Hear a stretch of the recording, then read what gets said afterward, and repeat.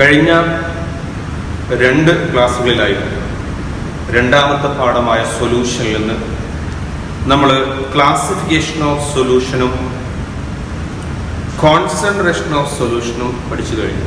രണ്ടാമത്തെ ക്ലാസ്സിൽ നമ്മൾ എടുത്തു ഒരു സൊല്യൂഷന്റെ കോൺസെൻട്രേഷൻ, അത് എക്സ്പ്രസ് ചെയ്യുന്ന ഡിഫറെന്റ് മെത്തേഡുകൾ നമ്മൾ പഠിച്ചു. 2 രീതിയിൽ എക്സ്പ്രസ് ചെയ്യാം. ഒന്ന് ക്വാളിറ്റേറ്റീവിലും എക്സ്പ്രസ് ചെയ്യാം, 2 ക്വാണ്ടിറ്റേറ്റീവിലും എക്സ്പ്രസ് ചെയ്യാം.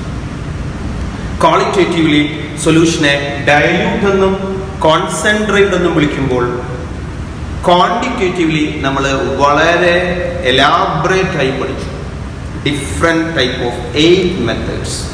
അതിലൊന്ന് mass percentage, 2 volume percentage, 3 mass by volume percentage, 4 very important molarity, 5 molarity, 6 normality, 7 mole fraction. അവസാനം നമ്മൾ പാർട്സ് പെർ മില്യനും പഠിച്ചു. അവയിൽ ടെമ്പറേച്ചർ ഡിപ്പെൻഡന്റും ടെമ്പറേച്ചർ ഇൻഡിപെൻഡന്റും നമ്മൾ ഏതാണെന്ന് പഠിച്ചു. അങ്ങനെ നമ്മൾ പഠിച്ചു നിർത്തി. ഇനി നമ്മൾ പഠിക്കാൻ പോകുന്നത് വളരെ പ്രധാനപ്പെട്ട മറ്റൊരു ടോപ്പിക്കിലേക്കാണ്, സൊല്യൂഷന്റെ സോളിബിലിറ്റി. എന്താണ് ഒരു സൊല്യൂഷന്റെ സോളിബിലിറ്റി എന്ന് പറഞ്ഞാൽ, it is the maximum amount of solute that can be dissolved in a specific amount of solvent at a particular temperature. നമ്മളെ വീട്ടിലും നമ്മുടെ ചുറ്റുപാടിലൊക്കെ ഈ സോളിബിലിറ്റി എന്ന പ്രോസസ്സ് നടക്കുന്നുണ്ട്. വീട്ടിലെ ഒരു ഗ്ലാസ് വെള്ളത്തിലേക്ക് സോഡിയം ക്ലോറൈഡ് അഥവാ സോൾട്ട് ഇട്ട് നമ്മൾ ഡിസോൾവ് ചെയ്യുമ്പോൾ സോളിബിലിറ്റി ഓഫ് സോൾട്ട് ആണ്. നമുക്കിവിടെ പഠിക്കാനുള്ളത് 2 തരം സോളിബിലിറ്റിയാണ്. സോളിബിലിറ്റി ഓഫ് സോളിഡ് ഇൻ ലിക്വിഡും സോളിബിലിറ്റി ഓഫ് ഗ്യാസ് ഇൻ ലിക്വിഡും. സോളിഡ് ഇൻ ലിക്വിഡ് വളരെ ഫെമിലിയർ ആണ്. ഷുഗർ, സോൾട്ട് എന്നിവയൊക്കെ വെള്ളത്തിൽ ഡിസോൾവ് ചെയ്യുന്നതാണ് solubility of solid in liquid. Solubility of gas in liquid എന്ന് പറയുമ്പോൾ നമ്മുടെ മാർക്കറ്റിൽ ലഭ്യമായ കാർബൺ ഡൈ ഓക്സൈഡ് വാതകം ഗ്യാസിനെ വെള്ളത്തിൽ ഡിസോൾവ് ചെയ്തിട്ടാണ് സോഡ, കാർബണേറ്റ്, എയറേറ്റഡ് ഡ്രിങ്ക്സ് എന്ന് കിട്ടുന്നത്. ഇത് solubility of a gas in ലിക്വിഡിനും എക്സാമ്പിൾ. നമുക്ക് ഇവയെ ഡീറ്റെയിൽ ആയിട്ട് പഠിക്കാം. അതിൽ first one, solubility of solid in liquid. ഒരു സോളിഡ് ആയ ഒരു സൊല്യൂട്ടിനെ ലിക്വിഡ് ആയ ഒരു സോൾവെന്റിലേക്ക് നമ്മൾ ഡിസോൾവ് ചെയ്യുമ്പോൾ നമുക്കറിയാം sodium chloride dissolved in water. That sodium chloride is dissolved in water to form a solution. അങ്ങനെ ആ സോഡിയം ക്ലോറൈഡ് നമ്മൾ ആ സ്പെസിഫിക് എമൗണ്ട് ഓഫ് സോൾവെന്റിലേക്ക് ചേർത്ത് ആഡ് ചെയ്ത് അവസാനം ആ സോഡിയം ക്ലോറൈഡ് ആ സോൾവെന്റിൽ പരമാവധി ഡിസോൾവ് ആകും. ഇനി അങ്ങോട്ട് ഡിസോൾവ് ആകാൻ പറ്റാത്ത ഒരവസ്ഥയിലേക്ക് എത്തും. At that state is called, നമുക്കറിയാം ചെറിയ ക്ലാസ് പഠിച്ചാണ്, സാച്ചുറേറ്റഡ് സൊല്യൂഷൻ. അപ്പോൾ സോളിഡ് ഒരു സോൾവെന്റ് ലിക്വിഡിലേക്ക് നമ്മൾ ചേർക്കുമ്പോൾ ഫൈനലി അവ എത്തിച്ചേരുന്ന അവസ്ഥയാണ് സാച്ചുറേറ്റഡ് സ്റ്റേറ്റ്. ആ സാച്ചുറേറ്റഡ് സ്റ്റേറ്റ് ഒരു ഇക്വിലിബ്രിയമാണ്. കഴിഞ്ഞ വർഷം നമ്മൾ പഠിച്ച ഒരു ഡൈനാമിക് പ്രോസസ്സാണ്, ഒരു ഇക്വിലിബ്രിയമാണ്. At that saturated state is a state of equilibrium. അവിടെ ഇനി സൊല്യൂട്ട് അങ്ങോട്ട് ഡിസോൾവ് ചെയ്യാത്ത അവസ്ഥയായി. ഇനി ഫർദർ ആ സാച്ചുറേറ്റഡ് സൊല്യൂഷൻ നമ്മൾ വീണ്ടും ചൂടാക്കിയാലോ, ആ സാച്ചുറേറ്റഡ് സൊല്യൂഷൻ വീണ്ടും ചൂടാക്കിയാൽ അയാൾ വീണ്ടും ഡിസോൾവ് ആകും സൊല്യൂട്ട്. അങ്ങനെ ഡിസോൾവ് ആയ ആ അവസ്ഥയുടെ പേരാണ് super saturated solution.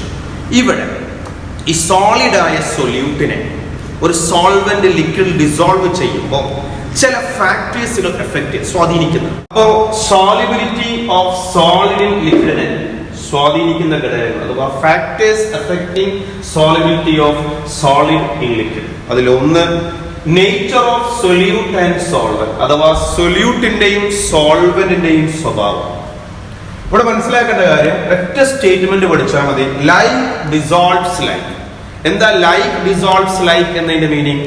ഒരേപോലെയുള്ള solute ഒരേപോലെയുള്ള സോൾവെന്റിൽ dissolve ആകും. അഥവാ പോളാറായ സൊല്യൂട്ട് പോളാറായ സോൾവെന്റിൽ ഡിസോൾവ് ആകും. So polar solute dissolved in polar solvent. Polar solute dissolved in polar solvent. Example, polar solute ആയ സോഡിയം ക്ലോറൈഡ് പോളാർ സോൾവെന്റ് ആയ വാട്ടറിൽ ഡിസോൾവ് ആകും. എന്നാൽ പോളാർ സൊല്യൂട്ട് ആയ sodium chloride non polar solvent ആയ ബെൻസീനിൽ ഡിസോൾവ് ആകില്ല. അതുകൊണ്ടാണ് ലൈക്ക് ഡിസോൾവ്സ് ലൈക്ക്. അങ്ങനെയാണെങ്കിൽ non polar solvents, non polar solute dissolved in non-polar solvent, non-polar solute dissolved in non-polar solvent. ഉദാഹരണം നാഫ്തലീൻ ഒരു നോൺ പോളാർ സോൾവെന്റ് ആണ്, solute ആണ്. ആ നാഫ്തലീൻ നോൺ പോളാർ സോൾവെന്റ് ആയ ബെൻസീനിൽ ഡിസോൾവ് ആകും. അതുകൊണ്ടാണ് നമ്മൾ ഒന്നാമത്തെ factor nature of solute and solvent. ലയിക്കുന്ന സൊല്യൂട്ടിന്റെയും സോൾവെന്റിന്റെയും സ്വഭാവം വളരെ പ്രധാനപ്പെട്ടതാണ്. ഒരേപോലെയുള്ള സൊല്യൂട്ട് ഒരേപോലെയുള്ള സോൾവെന്റ് ഡിസോൾവ് ആകും. ഉദാഹരണം polar solute NaCl dissolved in polar solvent H2O. Polar solute NaCl not dissolved in non-polar solvent benzene. അതുകൊണ്ട് NaCl ബെൻസിൻ ഡിസോൾവ് ആകൂല, എന്നാൽ NaCl വാട്ടറിൽ ഡിസോൾവ് ആകും. നാഫ്തലീൻ വാട്ടറിൽ ഡിസോൾവ് ആകൂല, അഥവാ സോളുബിൾ ആകൂല, ഇൻസോളുബിൾ ആകുമെങ്കിൽ നാഫ്തലീൻ ബെൻസീനിൽ സോളുബിൾ ആവും. ക്ലിയർ? അപ്പൊ ഞാൻ കൺക്ലൂഡ് ചെയ്യുന്നു.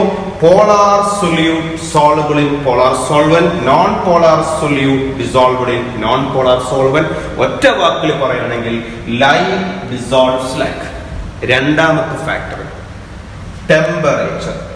ടെമ്പറേച്ചറിന്റെ സോളിബിലിറ്റിയിൽ വളരെയേറെ പ്രാധാന്യമുണ്ട്. നമുക്കറിയാം, ഒരു സോളിഡ് ആയ സൊല്യൂട്ടിനെ വാട്ടറിലോ മറ്റേതെങ്കിലും സോൾവെന്റിലോ ഡിസോൾവ് ചെയ്യുമ്പോൾ that process called dissolution. Dissolution രണ്ട് തരമാണ്. ഒന്നുകിൽ എക്സോതേർമിക് അല്ലെങ്കിൽ എൻഡോതേർമിക്. നമുക്കറിയാം, എക്സോതേർമിക് എന്ന് പറഞ്ഞാൽ ഹീറ്റ് ഇവോൾവ് ചെയ്യുന്നതാണ്. എൻഡോതേർമിക് എന്ന് പറഞ്ഞാൽ ഹീറ്റ് അബ്സോർബ് ചെയ്യുന്നതാണ്. ഹീറ്റ് ഇവോൾവ് ചെയ്യുന്ന സോളിബിലിറ്റി ഉണ്ട്, ഹീറ്റ് അബ്സോർബ് ചെയ്യുന്ന സോളിബിലിറ്റി ഉണ്ട്.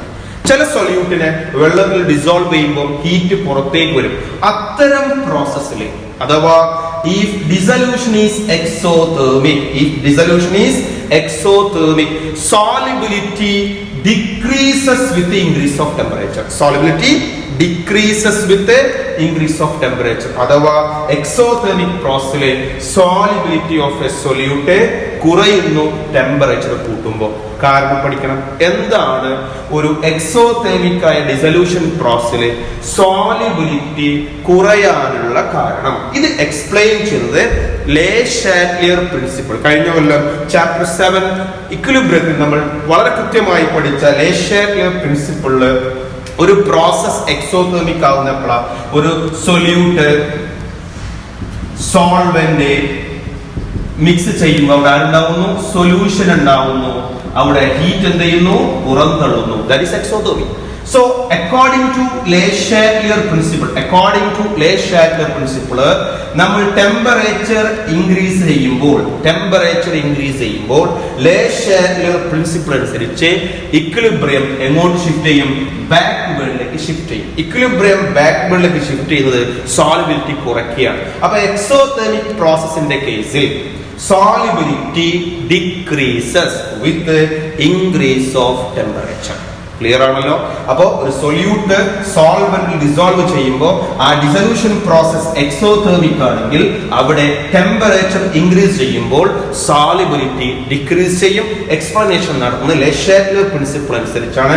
ഈ Le Chatelier പ്രിൻസിപ്പിൾ അനുസരിച്ച് ഒരു പ്രോസസ്സിന്റെ ടെമ്പറേച്ചർ ഫോർവേഡിലേക്ക് ഇൻക്രീസ് ചെയ്യുമ്പോൾ ഇക്വിലിബ്രിയം ബാക്ക്വേർഡ് ഷിഫ്റ്റ് ചെയ്യും. That is solubility decreases.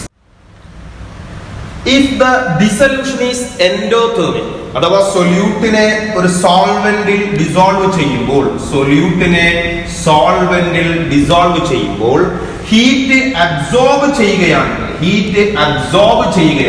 അഥവാ എൻഡോതെർമിക് റിയാക്ഷൻ ആണെങ്കിൽ അവിടെ solubility increases with increase of temperature. ഇതും എക്സ്പ്ലെയിൻ ചെയ്തില്ലേ ഈ പറഞ്ഞ Le Chatelier പ്രിൻസിപ്പിൾ അനുസരിച്ചാണ്. Le Chatelier പ്രിൻസിപ്പിൾ അനുസരിച്ച് ഒരു എൻഡോതെർമിക് റിയാക്ഷന്റെ ടെമ്പറേച്ചർ ഇൻക്രീസ് ചെയ്യുമ്പോൾ ഇക്വിലിബ്രിയം എങ്ങോട്ട് ഷിഫ്റ്റ് ചെയ്യും? ഫോർവേഡ് ഡിറക്ഷനിലേക്ക് ഷിഫ്റ്റ് ചെയ്യും. കഴിഞ്ഞ പോലെ പഠിച്ച ഏതൊരു എൻഡോതെർമിക് റിയാക്ഷന്റെയും ടെമ്പറേച്ചർ ഇൻക്രീസ് ചെയ്യുമ്പോൾ അഥവാ ഫോർവേഡ് എൻഡോതെർമിക് ആണെങ്കിൽ ടെമ്പറേച്ചർ കൂട്ടിയാൽ അത് എങ്ങോട്ട് ഷിഫ്റ്റ് ചെയ്യും? ഇക്വിലിബ്രിയം ഫോർവേഡ് ഡയറക്ഷനിലേക്ക് ഷിഫ്റ്റ് ചെയ്യും. അപ്പൊ സോളിബിലിറ്റി ഇൻക്രീസ് ചെയ്യും. അപ്പൊ 2 പോയിന്റ് കൺക്ലൂഡ് ചെയ്യുന്നു. If dissolution is exothermic, those whose solubility decreases with the increase of temperature. If the dissolution is endothermic, those whose solubility increases with increase of temperature. ഇപ്പൊ നമ്മൾ രണ്ട് factors പഠിച്ചു കഴിഞ്ഞു. ഒന്ന് nature of solute and solvent, like dissolves like. രണ്ട് temperature പറയുമ്പോൾ രണ്ട് കാര്യം പറയണം. ഡിസൊല്യൂഷൻ എക്സോതെർമിക് ആണെങ്കിൽ സോളിബിലിറ്റി കുറയുന്നു ടെമ്പറേച്ചർ കൂട്ടുമ്പോൾ. ഡിസൊല്യൂഷൻ എൻഡോതെർമിക് ആണെങ്കിൽ പറയുന്നു സോളിബിലിറ്റി കൂടുന്നു ടെമ്പറേച്ചർ കൂട്ടുമ്പോൾ. ഇനി മൂന്നാമത്തെ ഫാക്ടർ പ്രഷർ. ഒരു സോളിഡ് ആയ സൊല്യൂട്ടിന്റെ ഡിസൊല്യൂഷൻ പ്രോസസ്സിലെ പ്രഷറിന് ഒരു സ്വാധീനവുമില്ല. So pressure has no effect in the solubility of solid in liquid. അപ്പോ മൂന്ന് ഫാക്ടേഴ്സ് ആണ് ഒരു സോളിഡ് ആയ സൊല്യൂട്ടിന് ലിക്വിഡ് ആയ സോൾവെന്റിനെ സ്വാധീനിക്കുന്നത്. ഒന്ന് nature of solute and solvent, രണ്ട് ടെമ്പറേച്ചർ, മൂന്ന് pressure. Pressure has no effect in the solubility of solid in liquid.